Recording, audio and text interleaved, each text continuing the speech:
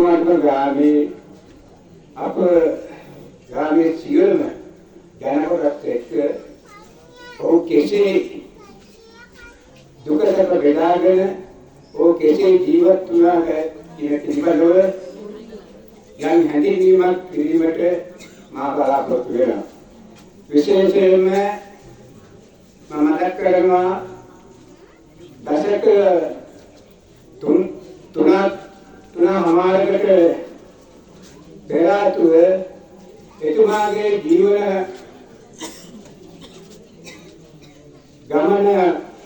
සිදුවන්නේ ඌර්ණෑල ප්‍රදේශයේ. ඌර්ණෑල ප්‍රදේශයේ ඉතා වැදගත් පවුලක අය පොඩසේ මේ අවුරුදු තුනමාරකට අවුරුදු 35ක කාලයක් තිස්සේ අපිත් එක්ක කොරියාකාර ජීවත් වෙන පිළිබඳව මේ මගේ ගුණගතයෙන් ඒ අවබෝධය ඇති කරගන්න ඕනන්නේ අපේ ගමේ අපේ ඥාතිවත් නැත්තම් මේ හිතවතුන් නෙවෙයි. මොකද හේතුව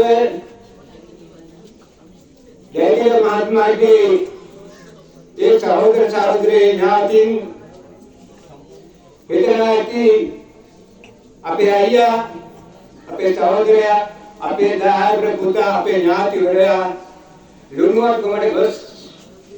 එතුමාගෙන් ගානයට වෙන සිදුවීම් පිළිබඳව මම අනුශාසන විභාගයේ දුර පැහැදිලි වුණා. මා ගන්නා තරමින් මෙතුමා පිළිබඳව ගොඩනගන කරන්නේ මම විශේෂයෙන්ම ගාමීය ශිල්ප සංවිධාන රාශියකදී මූලික වශයෙන් මම හඳුන්වීමට කැමති විහාරස්ථානයේ යම්කිසි ආගමික කටයුත්තක් කුසලයක් සිදුවනවා නම් ඒ සිදුවන හැම මොහොතකම අපේ මතකයේ ඉන්නේ